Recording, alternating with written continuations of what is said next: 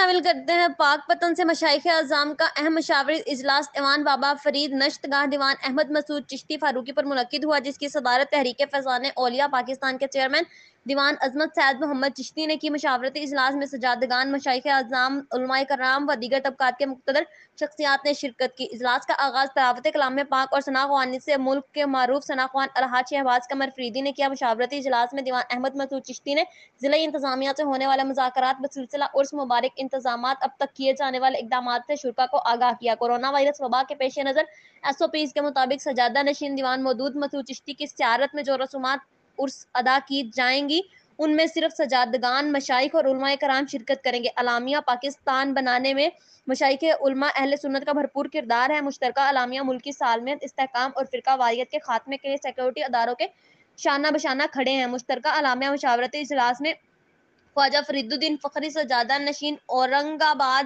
India, خواجہ غلام نجم الدین مہاوری سجادہ نشین چشتیہ شریف، خواجہ نصر المحمود سجادہ نشین تونسہ شریف، پیر شمیم صابر صابری سجادہ نشین آستانہ عالیہ کلس شریف، خواجہ معین الدین کوریجہ سجادہ نشین کوٹ مٹھن شریف، خواجہ اسرار الحق نظامی چشتیہ نظامیہ لاہور، سید محمد حبیب عرفانی سجادہ نشین سندر شریف، پیر سید علی حیدر شاہ صاحب سجادہ نشین دائم حضوری قصور سمیت اہم درگاہوں کے سجادگان نے شرکت کی۔ آخر میں دیوان عظمت سید محمد چشتی نے ملکی سالمیت کے لیے دعا کروائی۔ دیوان احمد مسعود چشتی اور پیر محسن فرید نے مشائخ اعظام اور مہمانوں کا پراتفاق استقبال کے بعد پرتکلف عشائیہ کروایا۔ رپورٹ کر رہے ہیں حسن بخاری۔